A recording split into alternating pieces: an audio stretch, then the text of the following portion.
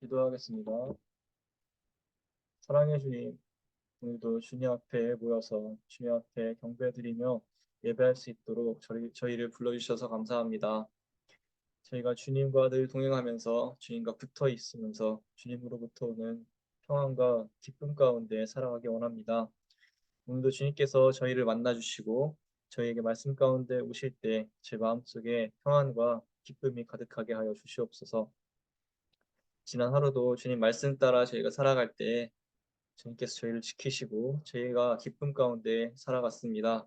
주님, 오늘도 주님 말씀을 지킬 수 있는 거룩한 결단을 저희 마음속에 하게 하시고 주님 말씀을 따라 살 때에 어떠한 어려움이 있더라도 그 주님을 붙잡고 주님 바라보며 나아갈 수 있는 굳건한 믿음을 저희에게 허락하여 주시옵소서.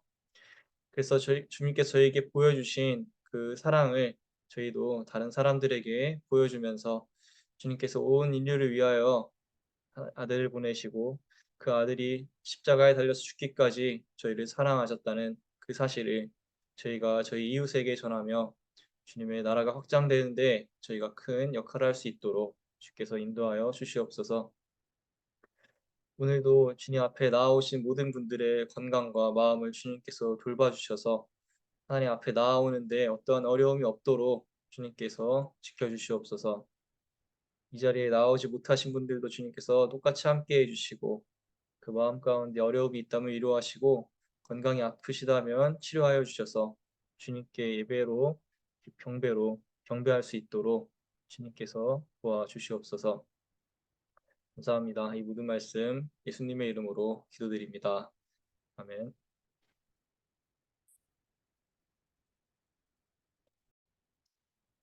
오늘 말씀은 사무엘상 30장 17절부터 25절까지 말씀입니다.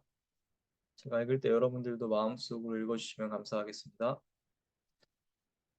다윗이 새벽부터 그 이튿날 저녁 때까지 그들을 치니 그들 가운데서 낙타를 탄 젊은이 400명이 도망친 것 말고는 한 사람도 살아남지 못하였다. 이리하여 다윗은 아말렉 사람에게 약탈당하였던 모든 것을 되찾았다. 두 아내도 되찾았다. 다윗의 부하들도 잃어버린 것을 모두 찾았다. 다윗은 어린 아이로부터 나이 많은 노인에 이르기까지 아들과 딸 그리고 전리품에서부터 아말렉 사람이 약탈하여 간 모든 것에 이르기까지 그 모든 것을 되찾았다. 다윗은 또 양떼와 소떼도 모두 되찾았다. 부하들은 가축을 몰고 다윗보다 앞서서 가면서 다윗의 전리품이다 하고 외쳤다. 다윗이 붓을 개울 가까이에 이르니 전에 다윗을 따라갈 수 없을 만큼 지쳐서 그곳에 남아있던 나고자 200명이 나와서 다윗을 환영하고 다윗과 함께 오는 군인들도 환영하였다. 다윗도 그 군인들에게 가까이 나아가 따뜻하게 문안하였다. 그러나 다윗과 함께 출전하였던 군인들 가운데서 악하고 야비한 사람들은 거기에 남아있던 이들이 못마땅하여 자기들과 함께 출전하지 않았던 군인들에게는 되찾은 물건을 하나도 돌려주지 말고 다만 각자의 아내와 자식들만 데리고 가게 하자고 우겼다. 그러나 다윗은 그들을 달랬다. 형제들, 주님께서 우리를 지켜주시고 우리에게 쳐들어온 습격자들을 우리의 손에 넘겨주셨소. 주님께서 우리에게 선물로 주신 것을 가지고 우리가 그렇게 처리해서는 안 돼요. 또 동지들이 제안한 이 말을 들을 사람은 아무도 없소. 전쟁에 나갔던 사람의 몫이나 남아서 물건을 지킨 사람의 몫이나 똑같아야 하오. 모두 똑같은 몫으로 나누어야 하오. 다윗이 이때 이스라엘에서 정한 것이 율례와 규례가 되어 그때부터 오늘날까지 지켜지고 있다. 아멘.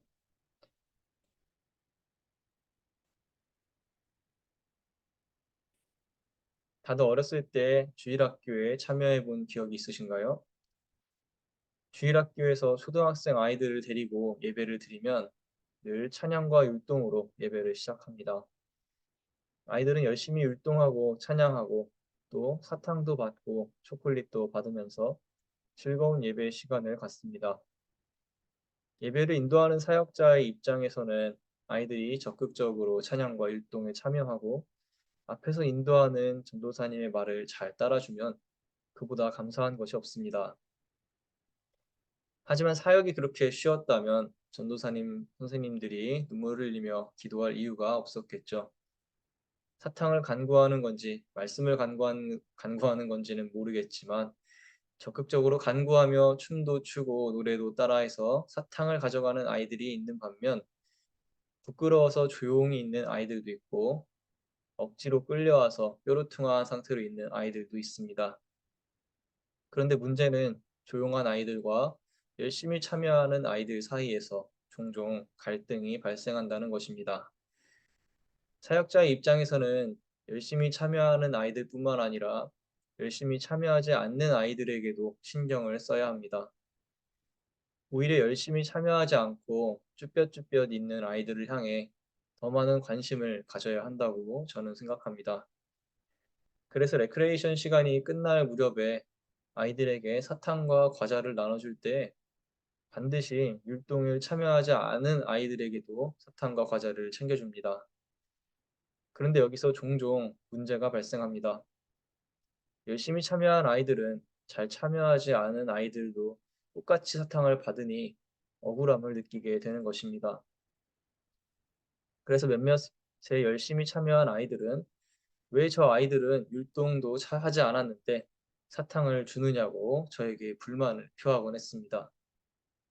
그럴 때마다 저는 어떻게 하면 열심히 율동하는 아이들이 낙심하지 않게 하면서 한편으로 잘 참여하지 않는 아이들도 선물을 가져가 소외감이 들지 않게 할 수 있을까 많이 고민했었습니다.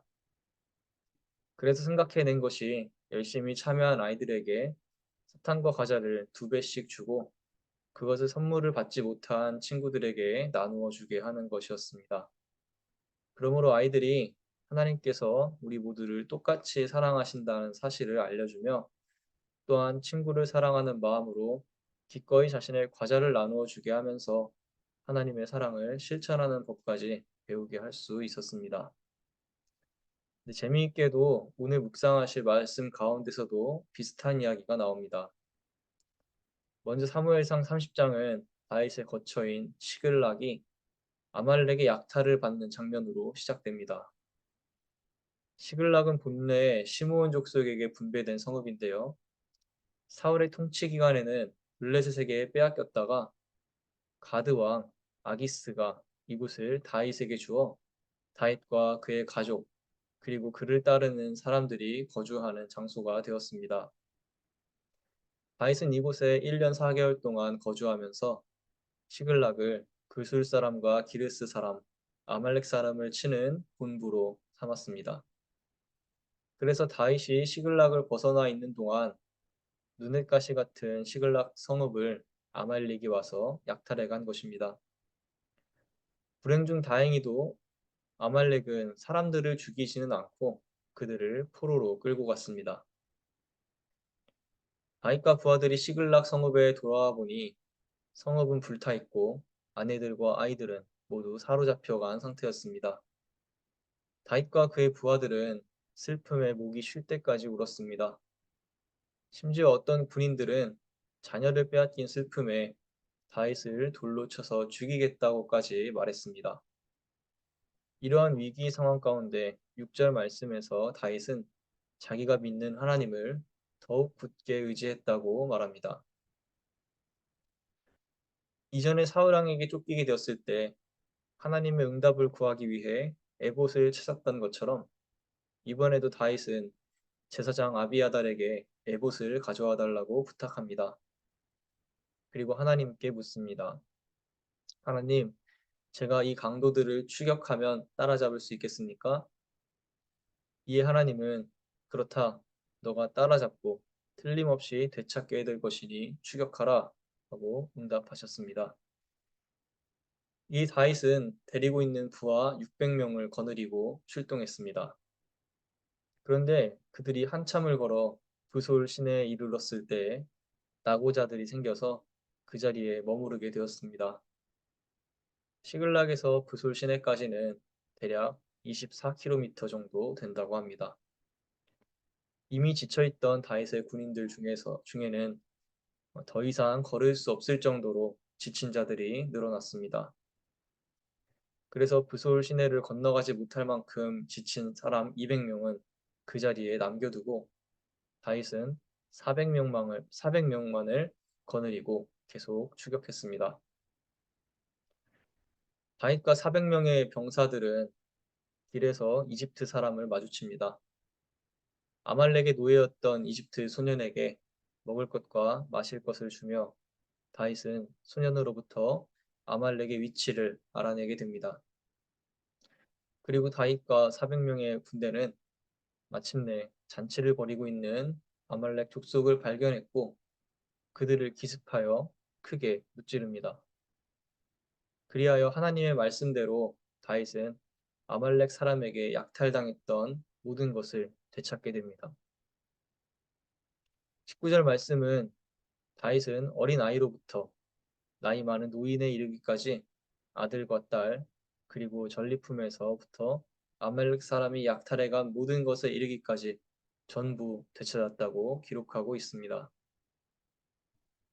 가축들과 전리품을 한껏 가지고 다시 부솔 시내로 돌아온 다윗과 군인들을 전에 다윗을 따라갈 수 없을 만큼 지쳐서 그곳에 남아있던 나고자 200명이 나와서 환영했습니다.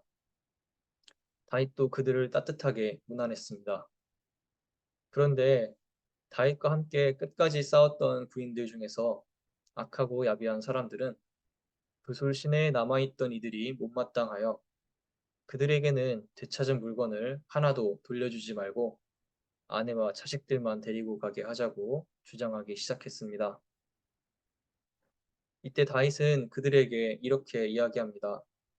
동지들, 주님께서 우리를 지켜주시고 우리에게 쳐들어온 습격자들을 우리의 손에 넘겨주셨습니다. 이것은 주님께서 우리에게 선물로 주신 것입니다. 그러므로 전쟁에 나갔던 사람의 몫이나 남아서 물건을 지킨 사람의 몫이나 똑같아야 합니다. 이처럼 다윗은 전쟁에 나가 싸운 군인들과 낙오했던 군인들에게 전리품을 모두 똑같이 분배해 나누어 주었습니다. 그리고 이것은 이스라엘의 율례와 규례가 되어 지켜져 오고 있다고 합니다. 오늘 말씀을 묵상하면서 우리는 두 가지를 생각해 볼 수 있습니다.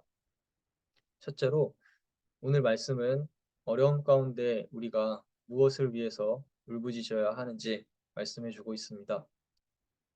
다윗과 그의 군인들은 가족과 재산을 빼앗긴 상황에서 더 이상 울 힘이 없어 지칠 때까지 울었다고 합니다. 하지만 다윗과 군인들의 차이점이 있습니다. 군인들은 세상을 향해 울부짖었고 어떤 이들은 다윗을 저주하며 사람을 향해 울부짖었습니다. 하지만 다윗은 하나님을 향해 울부짖었습니다. 6절 말씀은 다윗이 하나님을 더욱 굳게 의지했다고 말합니다. 더욱 굳게라는 말을 통해 우리는 다윗이 평소보다 하나님을 더욱 간절히 사모하며 울부짖으며 기도했다고 이해해 볼 수 있습니다. 그런 다윗에게 하나님은 어떻게 응답하셨습니까? 내가 틀림없이 되찾게 될 것이라는 소망의 약속을 해주십니다. 그리고 다윗은 정말 모든 것을 그대로 되찾게 되었습니다. 사랑하는 성도 여러분, 우리도 다윗처럼 어떠한 상황 가운데서라도 하나님을 향해 울부짖는 사람들이 되기를 소망합니다. 우리가 주님께 전심으로 간구하며 기도하며 예배할 때 우리의 예배와 기도를 들으시는 하나님께서 우리에게 희망과 소망의 응답을 주실 줄로 믿습니다. 우리의 소망 되시는 하나님께서 여러분에게 응답하시고 잃어버린 것을 되찾게 되는 역사가 여러분의 삶 가운데 일어나게 하실 것입니다. 둘째로 오늘 말씀은 하나님의 긍휼과 사랑은 모든 사람에게 동등하다는 사실을 우리에게 전해줍니다. 다윗과 함께 싸우러 나간 군인들은 부솔 시내의 낙오한 병사들을 위해 전리품을 나누는 것을 반대했습니다. 하지만 다윗은 그것은 하나님께서 주신 선물을 대하는 올바른 태도가 아니라고 지적했습니다. 우리를 향한 주님의 사랑과 구원의 기쁨은 온 세상을 위한 주님의 선물입니다. 우리는 내 이웃을 차별하지 말고 주님의 사랑을 나누어 줄 수 있는 신앙인이 되어야 합니다. 교회 공동체에는 자연스럽게 더 열심히 일하는 사람이 있는가 하면 상대적으로 열심히 교회 일에 참여하지 못하는 사람들도 있기 마련입니다. 열심히 일하는 분들은 칭찬받을 분들이며 하나님께서 주시는 상급이 있을 것입니다. 하지만 또한 우리는 열심히 일하지 않는 사람에게도 돌아가야 할 주님의 사랑과 은혜를 또한 못마땅해 해서는 안 됩니다. 그들을 향한 우리의 태도는 따뜻하게 맞아주고 품어주며 다독이며 주님의 선물을 나누는 것입니다. 다윗은 부솔 시내에서 환영하는 군인들을 따뜻하게 문안했다고 했습니다. 우리도 마찬가지로 교회에서 아직 잘 어울리지 못하고 교회 일을 하는데 적극적이지 않은 낙오된 분들을 마주한다면 비난보다는 격려와 위로로 주님의 공평하신 사랑을 나누며 용기를 주어야 할 것입니다.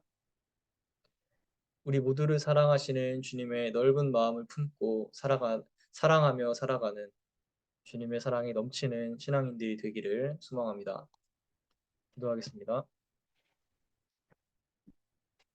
사랑과 은혜가 많으신 아버지 하나님, 오늘 사무엘상 말씀을 통해서 주님의 저희를 향한 사랑은 공평하시다는 사실을 저희가 다시 한번 기억합니다.